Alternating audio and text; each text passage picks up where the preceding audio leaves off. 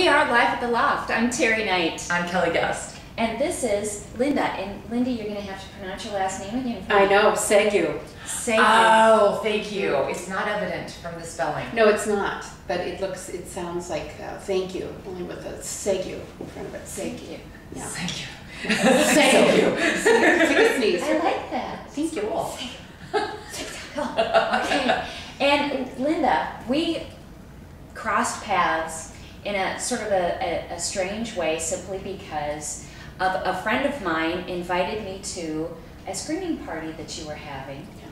Yeah. And I thought, this lady's really kind of cool. And then you had a session that you were doing and you invited people, and of course I invited Kelly, and then Kelly met Linda, and well, now we're here. Yeah. And so not knowing what I was going to see or experience at Linda's, the whole experience was worth just getting to visit your lovely home, by the way. That was a spectacular treat. We came and Terry just said, just let you have your own experience. And I said, great, this is perfect, you know, and all that. So we're kind of dressed up, and it's a Friday night, and again, it's this beautiful, lovely home. There's all these interesting people milling about. And here comes this little four-legged blonde thing. And I have never seen one of these before. And of course, I cannot resist a dog. So I bend down, and she is precious and funny and whatever. But I have to show what I was wearing. I was wearing these boots, okay? Well, I later learned, which makes a lot more sense, that this adorable little blonde thing is 4 months old. She gets a load of the fringe on my new Jimmy Choo boots and is wanting to have a bite and go, so I'm like, oh sweetie. Now I'm hunched down in these 4.5-inch heels on hardwood in this fancy party going, come here sweetie, oh no. Terry's standing there going, oh my God. And so I'm pulling individual bead strands out of her tooth, and she doesn't really go. And then she's trying to get her head, and I'm like, Terry, help. And she's like, I don't know what to do. And so finally I put my purse down. Terry's trying to help. This goes on for 10 minutes. People are staring, we're giggling, right? Yes. And so then I put my purse down, and she gets distracted by the purse, and Terry goes, no, she's going for the purse. I'm like, let her eat the Coach purse. Stay at the Jimmy Choo's. Oh my God. And then this man, I still don't know who he was. I don't know who he was. Came out of nowhere, very dashing, very tall. Comes up and he says, I just love dogs. And he scoops her up and takes her away. And we're like, and we're trying not to cause any more of a scene than we already had. So that was my first intro. French bulldogs. Killer Frenchies. She's so cute. She's a little dog with a big dog attitude. Oh, she's hysterical. Yeah, she's this big. Oh, You know, she's like a little tank though, and she's and she's so, but she actually, aside, I mean, any puppy, what puppy kid was, but she's very well behaved. I couldn't believe she was as young as she was. Yeah. Could you? No, not at all. And she was so sweet. But you know what we haven't done? Is explain what Linda does. Exactly. Who better to do so? Then Linda. Well, you guys are really good. No pressure. Well, what do I do? I guess I'm human, but what I do that's sort of unusual in my humanity is I channel. And for those of you out there that don't know what channeling is, it really is where you allow a consciousness other than your own to really work through you to communicate to others.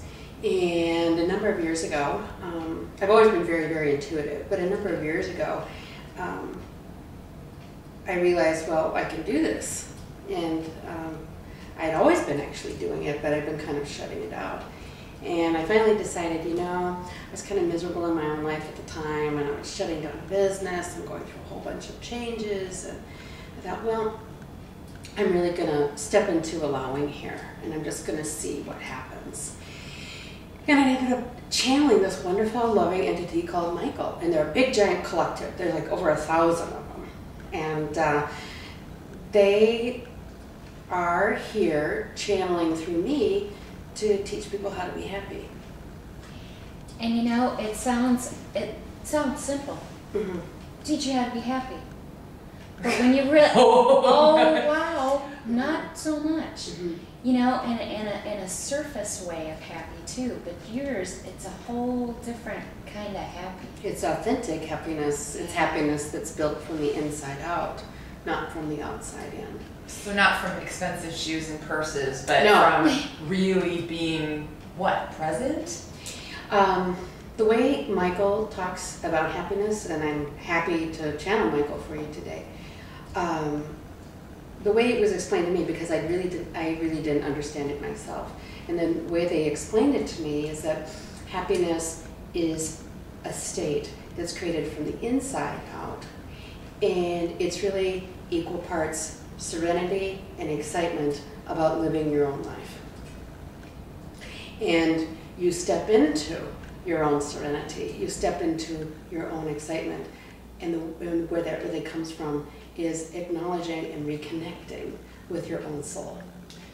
Okay, so let me just back you up just a little bit, because this, throughout the course of this conversation today, this will get built upon, I'm sure. Yes, but I want it's a big conversation. It's huge. Yeah. I mean, but let's back up to that initial, metaphysical tap on the shoulder, if you will. A lot of people are very intuitive, and I'm just wondering how you noticed that there was something trying to talk to you officially, and what that was like when you really said, okay, I got to figure it out. How did that unfold for you? Yeah, well, about in 1997, I had a dear friend of mine who was murdered, and I knew that the murder was going to happen before it happened, to the point that I reported it to the police prior to it occurring.